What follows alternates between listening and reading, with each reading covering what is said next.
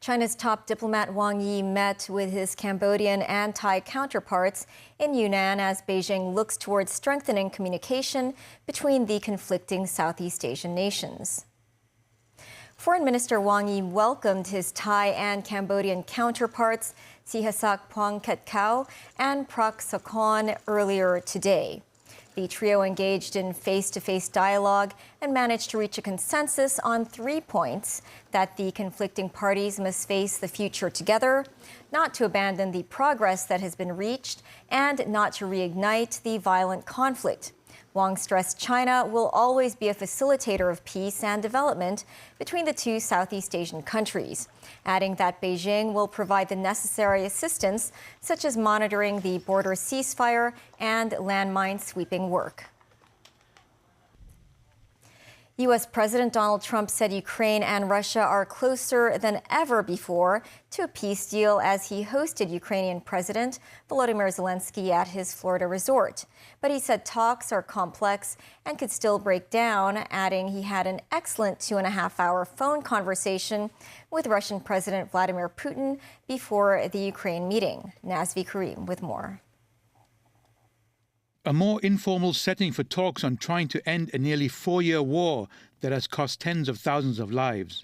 U.S. President Donald Trump welcomed Ukrainian President Volodymyr Zelensky to his Mar-a-Lago resort in Florida. The two leaders stood on the steps of the building after Trump had spoken to Russian President Vladimir Putin for more than 2 hours. Trump wants peace to end the deaths and, being a businessman, reap the economic rewards. And there are great economic benefits for Ukraine also, because, you know, there's a lot of rebuilding to do. There's a lot of wealth to be had. Trump was also asked if Putin is serious about peace, given Russia's continued drone and missile strikes on Ukraine. No, he's very serious. I think, you know, I can say that I believe Ukraine has made some very strong attacks also. And I don't say that negatively. I think you probably have to. Zelensky was asked if he would accept land concessions. We will speak about 20 points plan. There are in 20 points plan, 90%, by the way, was done by our two teams. They then entered the resort. The two delegations then sat down for talks in a room boasting a more lush setting than usual. Yeah, the media has never seen this room. It's very conducive to do this. After the meeting, both leaders said progress had been made. They are closer than ever to peace, but it was the same issue of territory in the Donbass and elsewhere that is keeping the two sides apart. Well, I think the land you're talking about, some of that land has been taken. Some of that land is maybe up for grabs, but it may be taken over the next period of a number of months. And you're better off making a deal now. Yuri Ushakov, Putin's foreign affairs advisor, spoke about the Trump-Putin phone call, saying Kyiv must make the bold decision on the Donbass and urged Ukraine to move forward without delay. Meanwhile, in Mariupol, which Russia captured early in the war, a historic theatre reopened its doors for the first time in more than 3 years. The theatre was badly damaged during a deadly airstrike in 2022. Ukraine said hundreds of people sheltering in the theatre were killed when it was bombed by Russian forces, an accusation Moscow denies. Nazvi Karim, TVB News. At least 13 people died in a train derailment in southern Mexico. Officials said more than 250 passengers and crew members were on the train when the accident happened. Here is Nazvi Karim. The interoceanic train linking the states of Oaxaca and Veracruz derailed as it passed a curve near the town of Nizanda. Apart from the 13 deaths, authorities said 36 people required hospital treatment. We didn't even know what happened, said passenger Rosa Ramirez. We were suddenly under the train. The train service was inaugurated in 2023. The service is part of a broader push to boost train travel in southern Mexico and develop infrastructure along the Isthmus of Tehuantepec, a narrow stretch of land between the Pacific Ocean and the Gulf of Mexico. The Mexican government plans to turn the isthmus into a strategic corridor for international trade, with ports and rail lines that can connect the Atlantic and the Pacific Oceans. Mexico's Attorney General said in a social media post that an investigation will be opened to determine the cause of the accident. Nazri Karim, TVB News. A knife attack in the South American nation of Suriname overnight took the lives of at least 9 people, including 5 children. The incident took place in Richelieu, about 25 kilometers east of the capital, on Sunday. A 43-year-old male suspect had an argument with his estranged wife on the phone before fatally stabbing 4 of his own kids and neighbors who came to their aid. The assailant attempted to attack officers who arrived at the scene. He sustained a gunshot wound to the leg during his arrest. He is in hospital under police supervision. According to local media reports, he appears to be suffering from mental health issues. A 6th child and another adult seriously injured in the attack were being treated at a hospital. The country's president, Jennifer Geerling-Simons, said she wishes all the bereaved much strength, resilience, and comfort in this unimaginably difficult time. The Arab League nations are angered by Israel's decision to recognize Somaliland, calling it an act of aggression. At a meeting in Cairo, Egypt, Somali Ambassador Ali Orari said Israel's recognition constitutes a blatant and unprecedented violation of international law. The emergency meeting, which was called by Somalia, was held a day after Israel announced that it would recognize the region. Orari said the move was part of a broader Israeli plan aimed at displacing Palestinians. He said Somalia would not be a part of any effort to displace our Palestinian brothers from their land. Yemen's Houthi group, meanwhile, said that any Israeli presence in Somaliland would be treated as a military target. In the wake of Australia's Bondi Beach terror attack, Prime Minister Anthony Albanese announced a review of the effectiveness of Commonwealth agencies. Albanese said that former intelligence head Dennis Richardson would conduct the review on whether the way agencies work could have prevented the attack. 2 gunmen targeted a Jewish festival at Sydney's Bondi Beach on December 14, killing 15 people. Mr Richardson will assess whether Commonwealth agencies performed to maximum effectiveness. He will consider what these agencies knew about the alleged offenders before the attack, the information sharing between Commonwealth agencies and between Commonwealth and state agencies, what judgments were made and actions taken by agencies, whether there were any additional measures Commonwealth agencies could have taken to prevent the terrorist attack, whether Commonwealth agencies were prevented from taking prohibitive actions by the current legislative framework and authorising environment, what additional measures should be taken by relevant Commonwealth agencies to prevent similar attacks occurring in the future, including whether they have adequate legislative powers, systems, processes and procedures, including in regards to information sharing, whether warrant and data access regimes and powers are adequate, and whether any legislative amendments are required.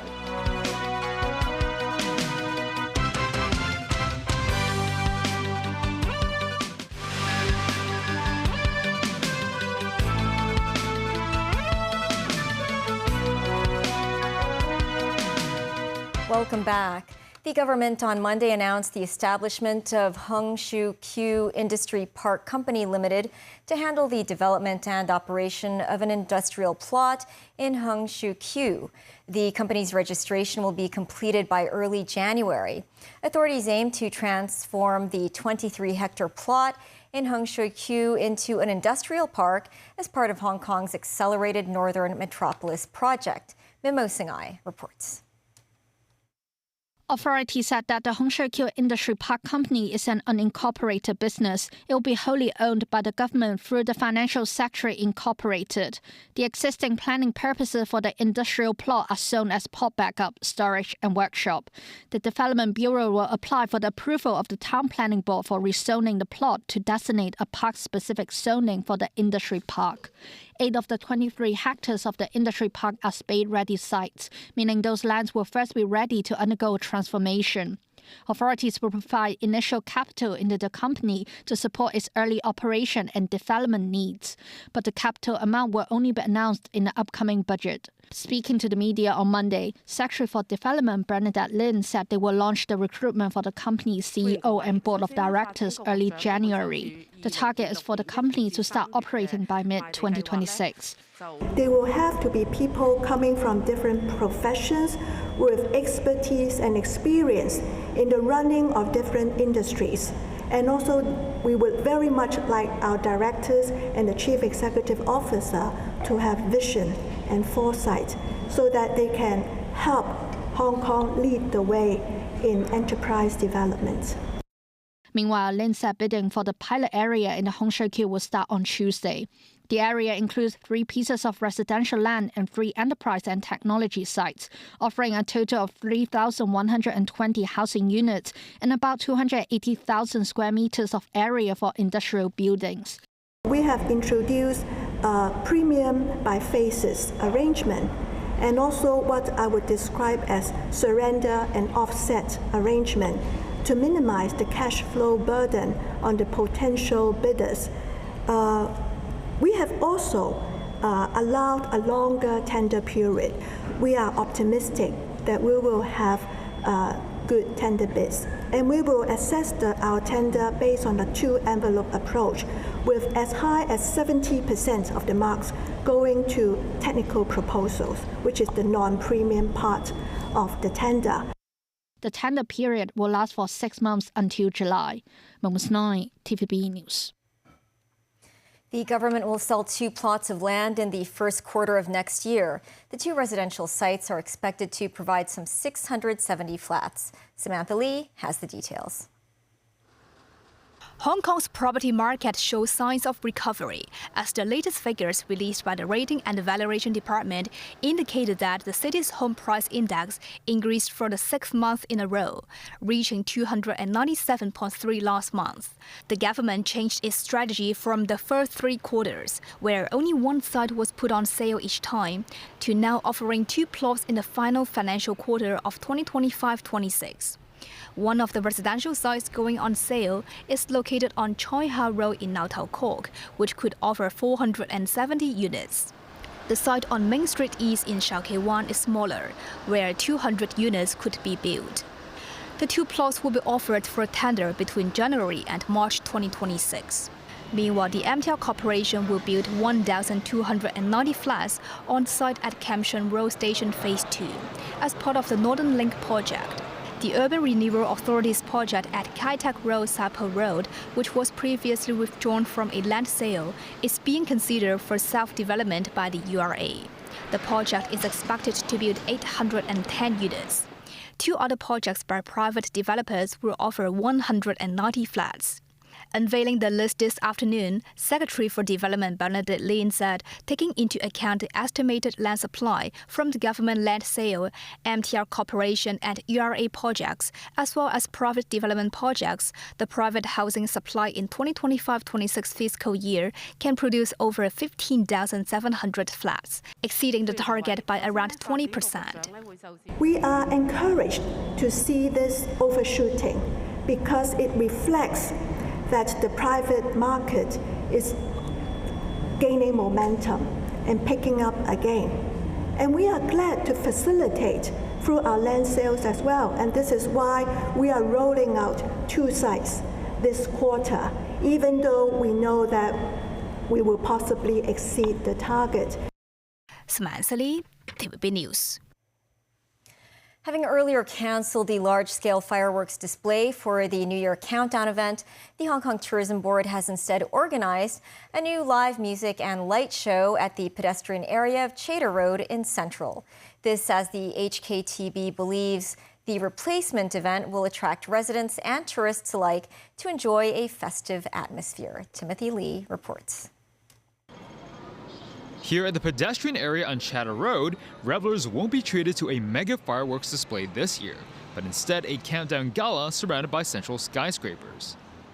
A total of 8 buildings will participate in the celebratory light show, including the quarter-final appeal and HSBC headquarters, during which a giant clock will be displayed on the structures, creating a festive countdown experience. A 3-minute light show themed New Hopes, New Beginnings will also be performed to welcome the upcoming year.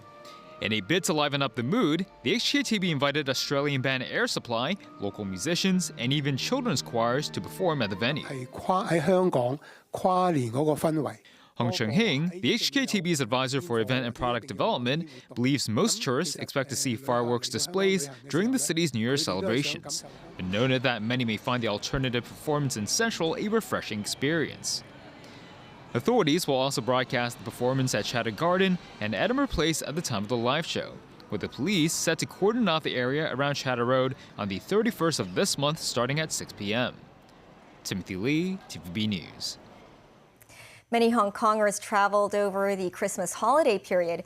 Immigration figures show more than 4.84 million passenger trips were recorded across all control points from last Thursday to Sunday, with over 3.63 million being Hong Kong residents.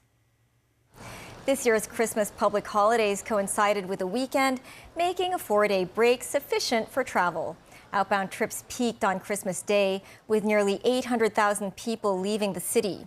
Yesterday was the busiest day for arrivals, seeing 730,000 inbound trips. Some bar owners said revenue had risen by 10% year-on-year over Christmas and are anticipating a further boost on New Year's Eve. Aloha's park owner was fined $180,000 for violating the building's ordinance. The sentencing was held at Kwun Tong Magistrates Courts. The owner, Koo Chun-ho, was said to have removed a structural wall during renovation at his Loas Park unit in Chung Kwan-o in 2023. He also drilled a hole on the wall for door installation. The buildings department later prosecuted the owner for knowingly conducting building works without approval or consent and performing works in a manner likely to cause risk of injury to persons or damage to property. The man denied the charges. That's the news. Thanks for watching. The Financial Review is up shortly.